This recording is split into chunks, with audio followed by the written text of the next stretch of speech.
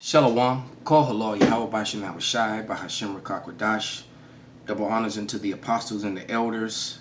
Salutations to all my fellow laborers in this truth that are doing this work in truth and sincerity, risking their lives and their freedom to do so now more so than ever.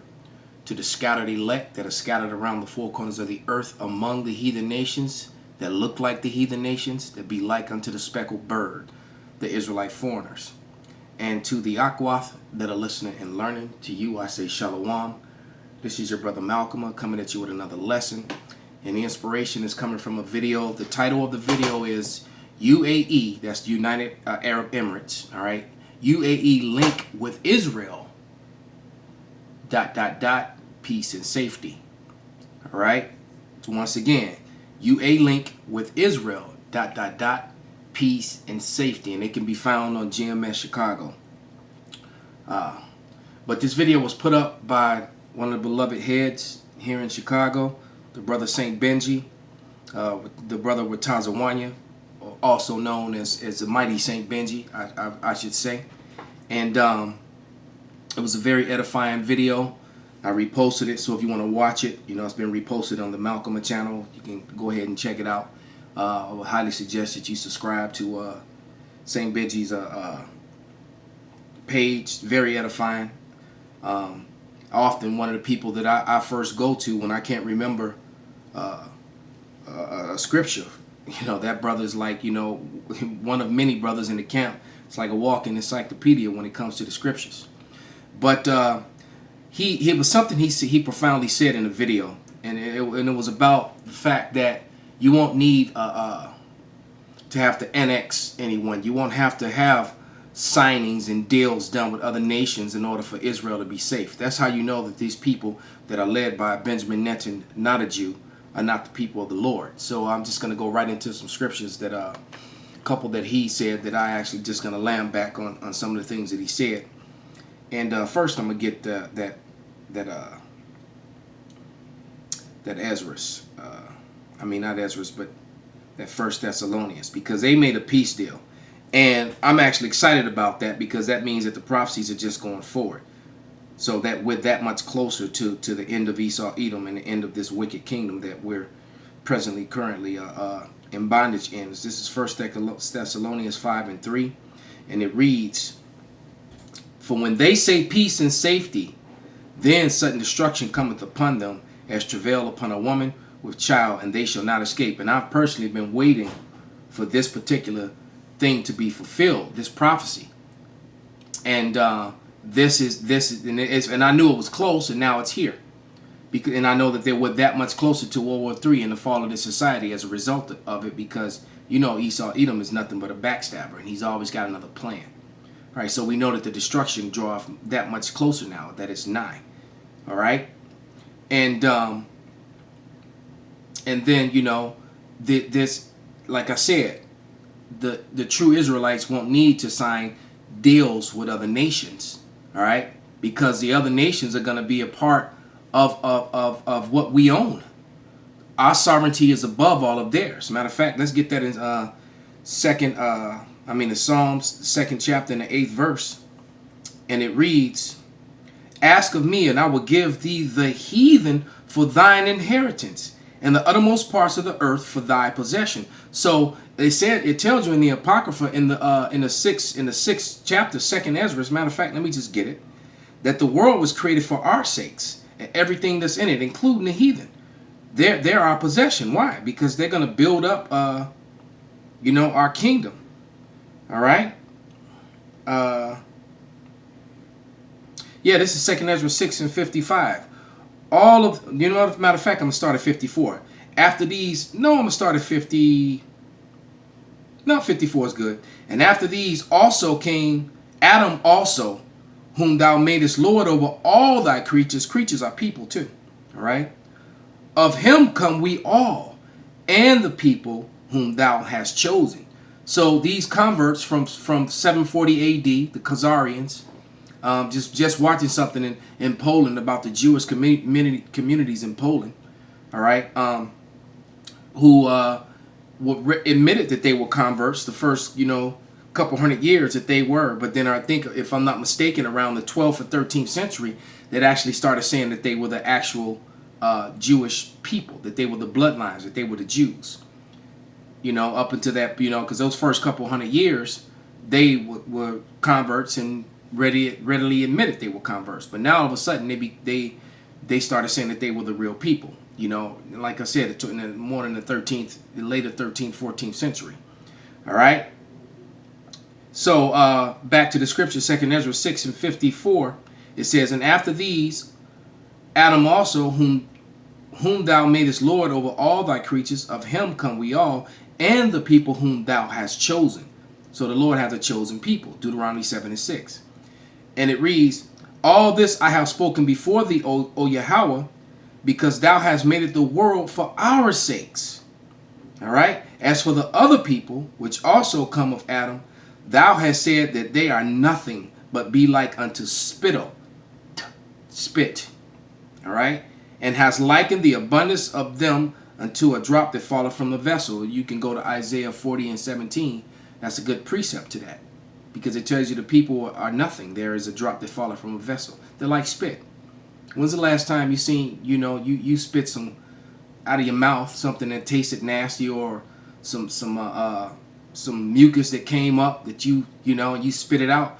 Did you fall to the ground and cry and beg the Lord to forgive you and try to scoop it up and put it in your pocket and take it home, put it in a jar? No, the Lord is comparing the other nations to something that is that insignificant. Waste that comes from your body after getting over illness that your body is discarding by bringing it up, and you hawk it, spit it out, or blow it out your nose. That's what the other nations are compared to who the world calls God. But then you got something called Catholicism, which means universal. The Lord is not universal at all, because see, there's Esau, Edom, who tries to push that universal thing and then place himself at the top. Of course, we're all one people, but I'm the head. No, you're the bottom. It clearly says that the first shall be last and the last shall be first, man. So we all know who's last in this world, and we're about to be first. All right, so let's go back into the scriptures. Let's get Jeremiah. This is one of the ones that St. Benji brought out. This is Jeremiah 29. And I'm going to start at verse 14.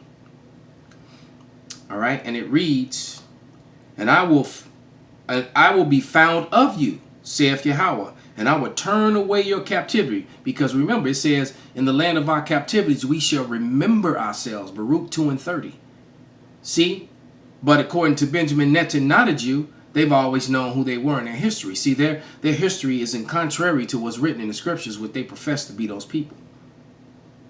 All right? And they're being challenged on that on all scales. That's why they write laws to try to prevent you from speaking about it, to make it unlawful to even question it or bring up history that's contrary to the claims that they make.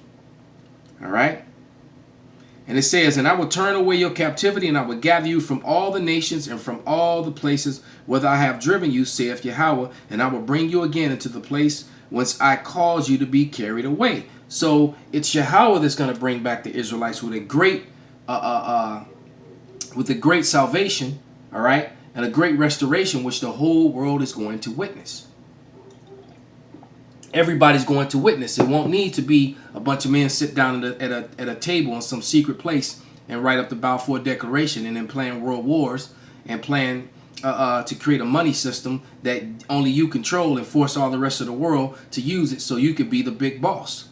So you can control the banking centers, the schools, the education, what's put in the books, what money that they use to keep yourself in power. And then make laws to prevent people from questioning your ethics or your history, your true history. Well, there it is. Verse 15, because ye have said, Yahweh have raised us up prophets in Babylon, and see and the prophets are in Babylon, prophesying. And with the vibration of the prophets going out on the highways and byways since the apostles and elders came on the YouTube in 2007, and when all the camps started building up in late 2007, 2008, 2009, you know, when the camps started coming out, look at the vibration of what's happening in America around the world, because that crash came in 2008. The vibration of the men of the Lord was moving through the earth already. And look how great it's got. You know, we were hoping everything, when that crash came, we thought it was over. But there's still a lot of prophecies yet to be fulfilled. And there's still, mainly, most of the prophecies were fulfilled, were close. We could see it. They just weren't being implemented yet. But, you know, still a lot of the elect needed to be awoke. Because there's a lot of diligent brothers who didn't wake up in that first go round, you know, when the prophets came on. It was a process. So over the years, 2011, 2012, 13, 14, 15, a lot of strong teachers were woken up, built up, and now are out there teaching, man. And now you have an army of the Lord. Then you have a lot of men that are not in GMS that are teaching the proper doctrine. Okay? And many men that learned from the elders, apostles, and the up-and-coming teachers in GMS and went out and did their own thing. All right? But they're still pushing, you know, Yahweh Ba'Shem Yahushai properly. And then you got those who are out there for filthy lucre's sake, for popularity, or, you know, just so they could get women or whatever they're, you know, because, hey, it's guys out there like that. And some of those guys been around a long time. I got one guy's face, you know, in my head as I speak that. You know, with them nasty dreads on his head. You know, still to this day, calling himself an Israelite. All right? And he goes back. Matter of fact, I'm pretty sure he was around the same time I was, or maybe even before. Slovakia. Tea went down a little too fast. All right. Let's go to Isaiah 58. Slovakia 58, and I'm going to start at verse 8 and read through 12. And it reads, Then shall thy light break forth as the morning, and thine health shall spring forth speedily, and the righteousness shall go before thee. The glory of Yahweh shall be thy reward. So we getting rewarded, man. All right. Then shalt thou call on Yahweh, and Yahweh shall answer. Thou shalt cry, and he shall say, Here I am. And if thou take away from the midst of thee the yoke, and putting forth of the finger, and speaking vanity. So, hey, look, the yoke is being spiritually removed from us, man. We're free in the spirit. All right? Because the truth will set you free. Esau, he does own our physical bodies through his policies. We're stuck in Babylon. But he doesn't own our spirits, man. And our spirits are greater than his. And he's just about out of here. All right? Verse 10. And if thou draw out thy soul to the hungry and satisfy the afflicted, then shall thy light arise in obscurity, and thy darkness shall be as noonday. And Yahweh shall guide thee continuously, and satisfy thy soul in drought, and make fat thy bones. And thou shalt be like the watered garden, and shall spring of water whose waters fail not. And that's exactly what we're becoming as we get built up in this truth, man. Like a beautiful green flourishing garden for the flowers and vegetables and everything, man.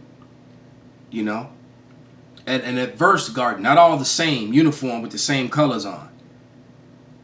You know, I've said that often before, how unattractive of a garden that would be versus a garden that has the diversity of the 12 tribes and all the, you know, who's not gonna all be the same, but yet not the same.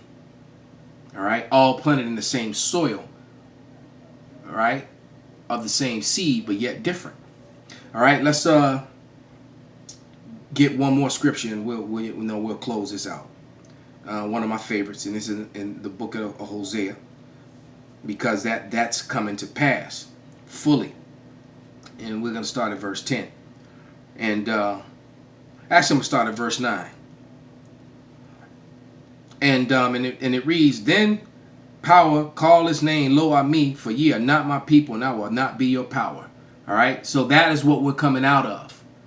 The losing of our heritage as according to the scriptures, another people claiming it as according to the scriptures, and then us waking up to who we are as according to the scripture. All right, verse 10. Yet the number of the children of Israel shall be as the sand of the sea, which cannot be measured nor numbered. And it shall come to pass that in the place where it was said unto them, Ye are not my people, because we were called Negroes, Latinos, natives, niggers, Seminoles, Indians, tree niggas, spooks, coons, beaners, you know, wetbacks. We were called all those names. All right? prairie niggers. All right. And it says, and it shall come to pass that in that place where it was said unto them, ye are not my people, there it shall be said unto them, ye are the sons of the living power. And there's hundreds of videos now of not only us declaring it, probably tens of thousands of us, but there's hundreds of videos, hundreds, maybe even 1,000 by now, of Edomites, some of with pretty good credentials when it comes to teaching according to the standards of this kingdom, admitting and saying that we indeed are the people of the Lord. Not to mention that the relics in the Bible and the history says so, rather what they said not, but the fact that there's so many of them saying it. Well, verse 11, then shall the children of Judah, right, the southern kingdom, so-called Negroes, all right, West Indies, the people in the islands, okay, and the children of Israel, that's talking about the so-called Latin tribes, you know, the Native and Seminole Indians, and then, of course, then the scattered elect that look like the heathen nations. And the children of Israel be gathered together and appoint themselves one head, all right, not a council of heathen men to solidify your rule, like not a Jew, all right, and they shall come up out of the land, for great shall be the day of Jezreel. The deliverance of the Lord is going to be, the second deliverance is going to make Egypt not be talked about. Egypt will be talked about in classrooms in the kingdom, or gathered around when the women are talking to the children or something, bringing the children up before they get to the age where they turned over to their fathers, the young men and that sort of thing, or the young girls before they get to the age where they're given unto marriage. All right. So with that, all praises, glory, and honor be unto Yahweh, Ba'ashem Yahushai, Ba'ashem Rakakwadash, Wa Abba Shalom.